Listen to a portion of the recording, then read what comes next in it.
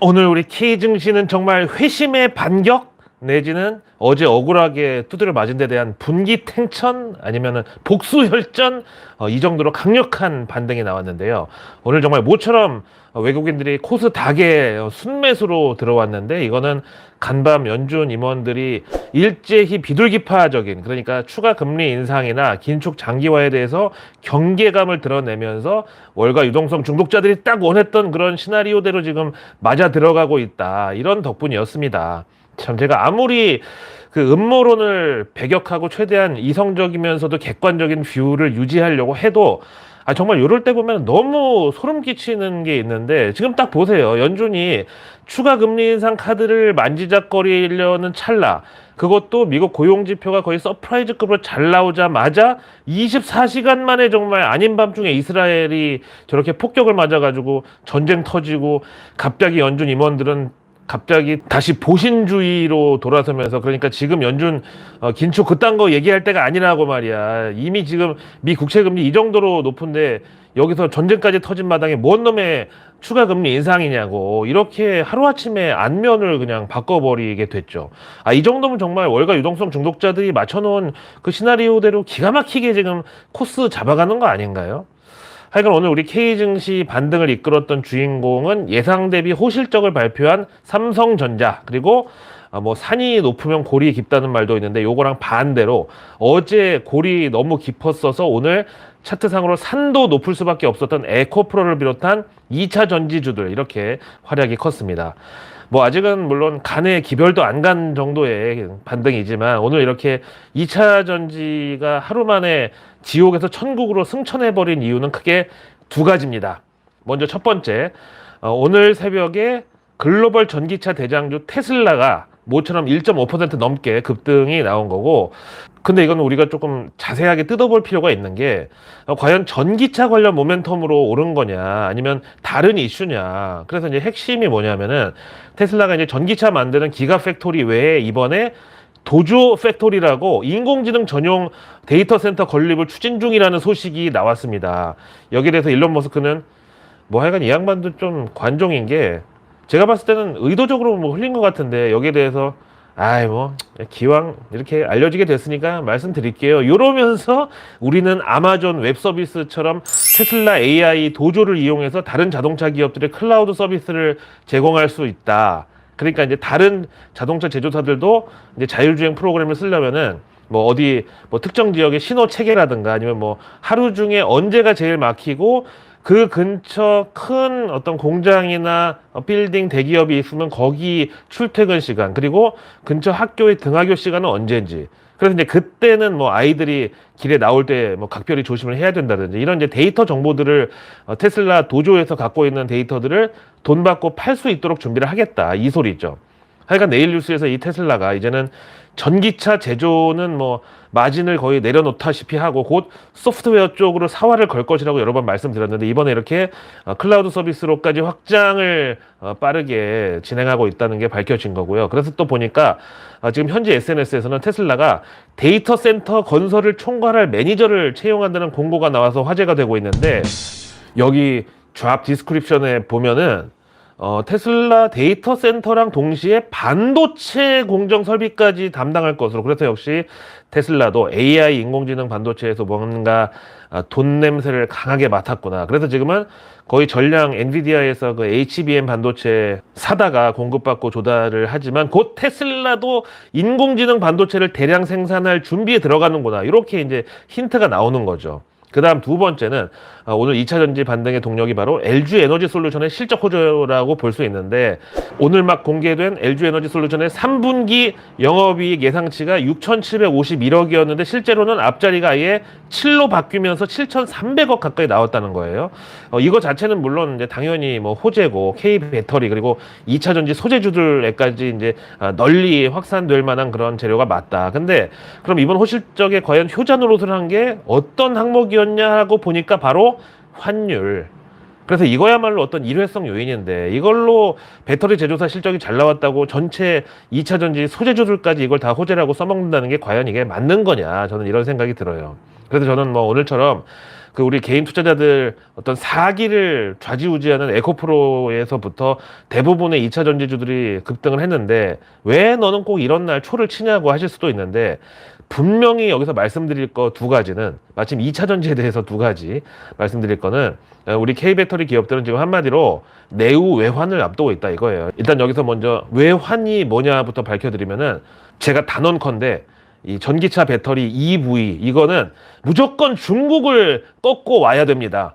중국 못 꺾으면은 그 미래도 저는 없다고 봐요.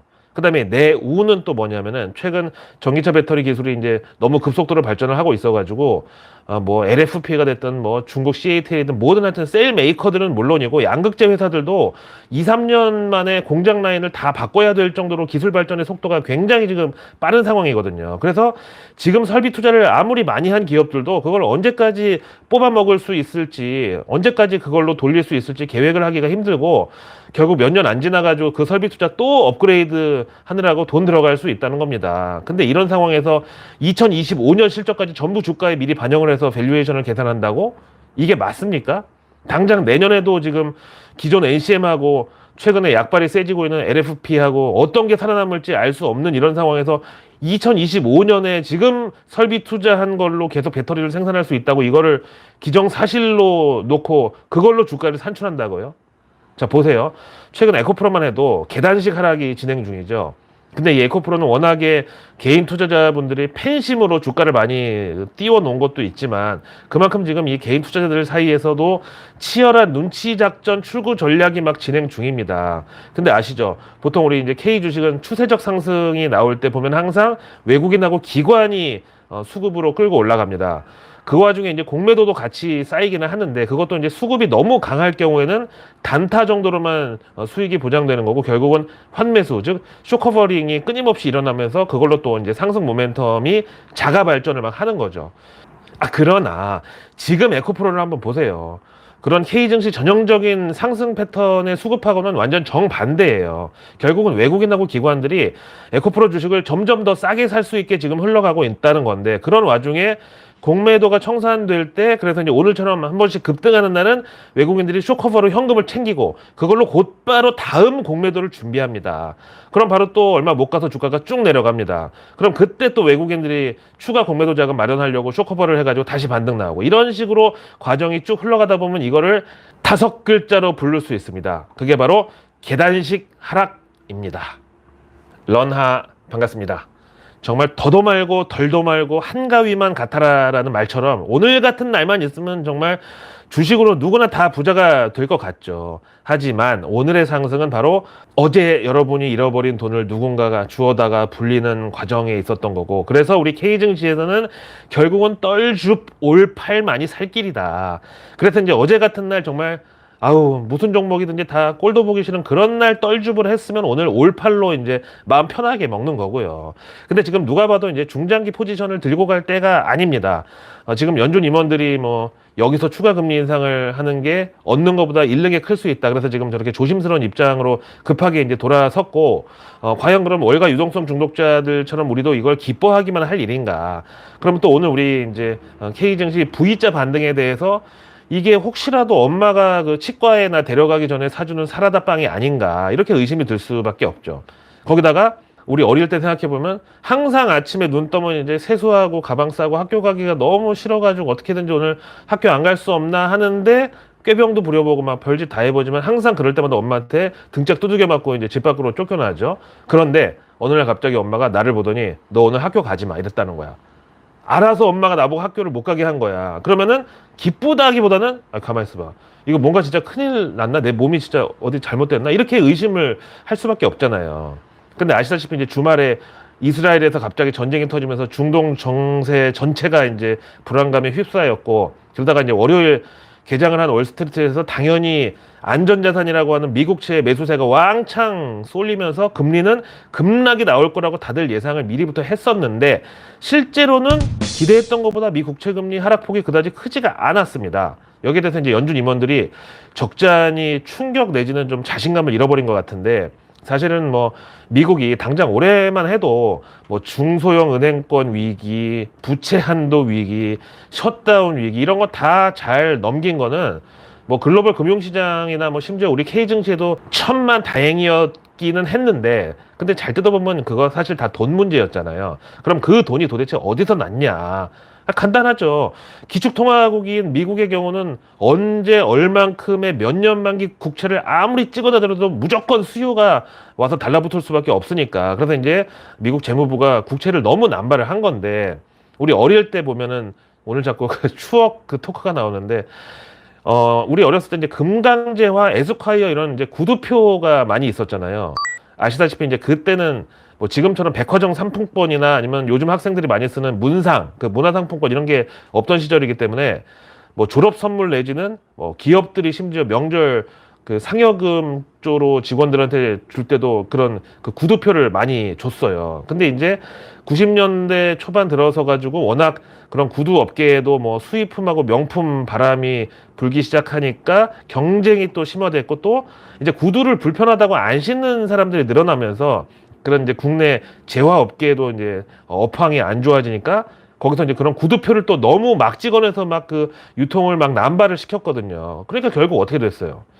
저 대학 졸업할 때 이제 2000년도였는데 그때도 이제 누가 저한테 졸업 선물이라고 금강재화 그 상품권 10만 원짜리를 주셔가지고, 근데 제가 이제 금강재화가 가지고 구두를 사기에는 좀 약간 아저씨 같으니까 제가 이걸로 이제 그 압구정 로데오 초입에 있는 싸딕이라는 그 신발 가게가 있었는데 거기 가서 이제 스웨이드로 된 로퍼를 사려고, 그럼 이제 이게 동네 구두방 가가지고 이걸 팔아야 되잖아요. 그래서 10만 원짜리 금강재화 상품권 아저씨가 얼마 쳐주냐고 했더니 7만 6천 원 주더라고. 할인율이 이거 어마어마한 거예요. 그래서 이거를 뭐 미국 국채에다가 단순 적용하는 거는 좀 무리일지는 몰라도, 하여간 예전에는 안전자산 하면은 바로 미국채 이랬지만 지금은 뭐 가상화폐도 나왔고 뭐 또 그런 안전자산 미국채를 발행하는 미국도 부채가 워낙에 이제 많아져 가지고 신용 등급도 전처럼 최상위 등급이 아니고 이렇다 보니까 이제 미국채에 대한 어떤 그 가치가 떨어지고 할인율이 커지고 이럴 수밖에 없는 거죠. 그럼 이제 월스트리트 입장에서는 이렇게 미 국채 매력도가 떨어지는 와중에 미 국채 금리가 어느 정도 위로 유지가 돼야 그 수익률이라도 좀 보전을 할 수가 있으니까, 사실 최근에는 좀 오버해가지고 10년물 기준으로 4.8% 위로 날아가 버린 것도 있지만 어쨌든 미 국채 금리가 높으면 그래도 원금 보장 안 되면서 위험 자산인 주식을 매수할 때 기대하는 배당률에서 그밖에 더 좋은 대안이 하나 생기는 거는 맞고요. 대신 이렇게 미 국채 금리가 올라가면은 주식 투자의 매력도는 상대적으로 이제 줄어들 수밖에 없고, 기업들은 자금 조달 비용이 올라가는 부작용도 있죠.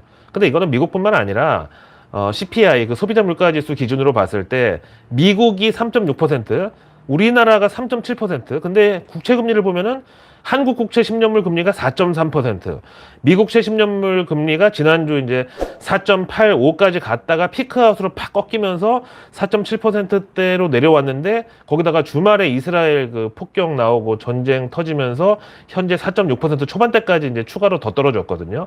근데 지금 이 정도로 뭐 어차피 물가 상승률 대비해서 뭐 높은 금리이기 때문에 10년물이면은 뭐 중기라고 치고, 그렇다고 이제 단기인 2년물, 3년물 금리를 봐도 그렇게 크게 차이가 안 나요. 그래서 이제 내년에는 이렇게 너무 앞서 나가버린 국채 금리를 감안해서라도 금리 인하가 필요하다, 이런 기대가 지금 있는 거죠.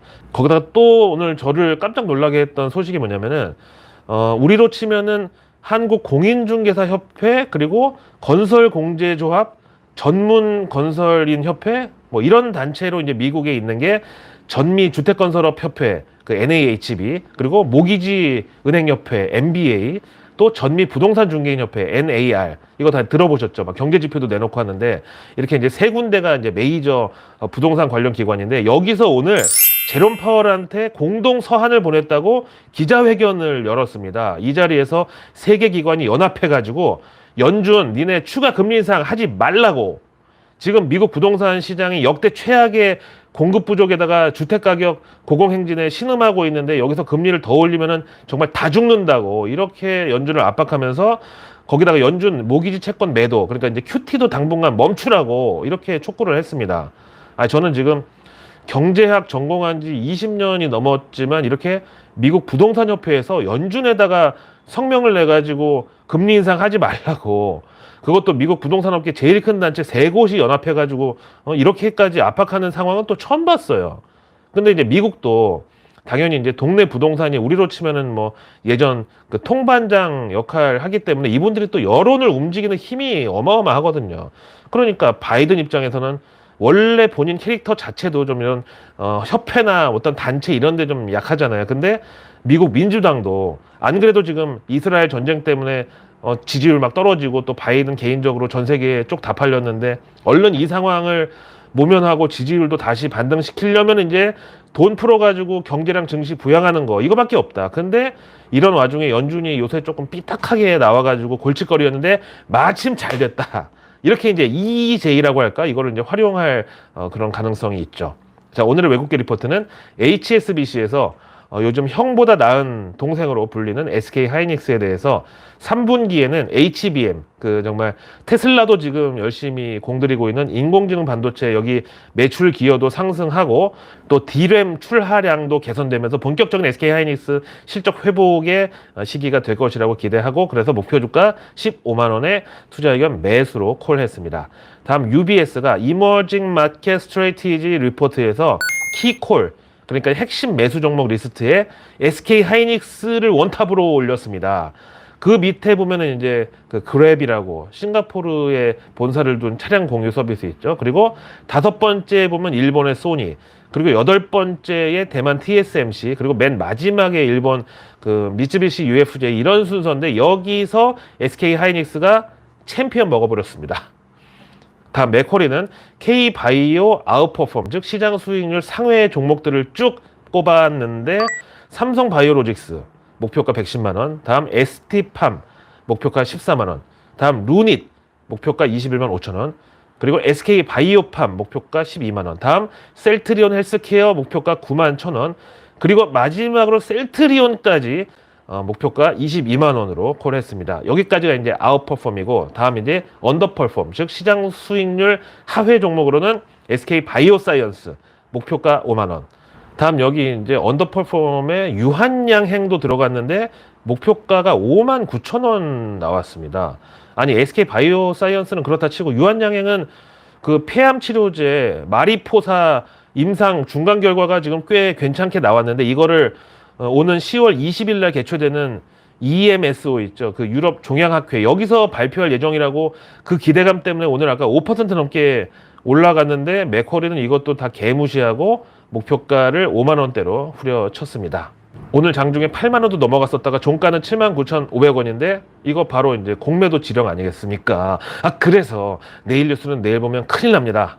구독과 알림 설정 그리고 주변에 소중한 분들께 이 내일 뉴스 미리 보기를 공유해 주세요. 그럼 제가 내일 저녁 아직 나오지 않은 오늘 뉴스도 아닌 바로 내일의 뉴스를 여러분들의 안방으로 미리 배달해 드리겠습니다. 자, 내일은 10월 12일 목요일. 이제 오늘 밤 PPI에 이어서 내일은 CPI, 즉 소비자 물가 지수가 미국에서 공개됩니다. 이게 이제 거의 다음 FOMC 11월 1일인데 이때 연준 통화 정책의 가장 중요한 바로미터로 작용할 예정입니다. 그리고 이제 지금 국제 유가만 보면은 뭐 지금 이스라엘에서는 지상군을 투입하네, 본격적으로 시가전이 뭐 벌어졌네 이러고 있는 것 같은데 유가만큼은 어디 보자. 이번 이스라엘 전쟁은 용도 3일로 끝날 것이다. 이런 예언을 하듯이 지금 다시 잠잠해져 있는데요. 내일 목요일에 마침 오페크 월간 그 보고서도 공개가 되니까 여기에 대한 어떤 유가 반응도 중요하겠죠. 다음 내일 또 중요한 이슈가 오늘 강서구청장 재보궐선거 결과가 마침내 내일 공식 발표가 되면서 우리 K증시 대선 후보 테마주들 주가에 직접적으로 반영이 될 예정이고요. 다음 내일 우리 정부는 가스업계 간담회 그리고 이거랑 동시에 가스산업 혁신을 위한 소통의 장 발표를 계획하고 있는데요. 탄소 중립, 뭐 친환경 에너지 이런 걸로 사실 전 정부에서는 LNG 발전 비중이 커졌다면은 이번 정부는 거의 원전 비중을 이제 많이 확대하려고 드라이브를 걸고 있죠. 대신에 LNG는 수출길도 이제 많이 열려 있다는 거는 우리가 감안을 해야 되겠습니다. 다음 내일 환경부는 2023 ESG 친환경 대전을 개최하는데 올해 주제는 순환 경제, 그러니까 재활용 모델을 핵심으로 이제 다룰 것으로 봅니다. 증시에도 뭐 폐플라스틱 재활용 이 관련주부터 업사이클링 이런 테마 있죠. 다음 내일 농식품부는 국제농업박람회를 개최하는데 이와 관련해가지고 국제농업박람회를 통한 다양한 농업기술 교류 및 정보 공유의 장, 마련이라는 보도자료를 또 공개할 예정인데요. 이거는 증시에서 씨앗 종자 비료, 푸드테크, 스마트팜 이런 테마로 연결되죠. 다음 내일 미국 USDA 즉 농무부에서 마침 세계 곡물 수급 전망 보고서도 발표할 예정입니다. 다음 내일 개별 이슈는 이제 미국 핵 항공모함 레이건호가 내일 부산에 입항할 예정인데 이거는 원래 그 한미 동맹 70주년 기념으로 양국의 어떤 우호 협력을 제고하고 또 북한을 압박하려고 미리 계획이 됐던 이벤트인데 주말에 갑자기 이스라엘에서 이제 전쟁 터지면서 이번 이게 더 큰 화제가 될 것으로 봅니다. 이어서 내일 이제 목요일 이벤트로는 K 뷰티 엑스포 코리아가 개막하고 코베 베이비 페어 앤 육아 교육전도 함께 열립니다. 이어서 내일 목요일 증시 일정은 우리 K 증시가 옵션 만기일이고 미국은 지난 9월 FMC 회의록이 내일 공개됩니다. 자, 오늘 하루도 고생 많으셨고요. 저는 내일의 내일 뉴스를 또 들고 찾아뵙겠습니다. 고맙습니다.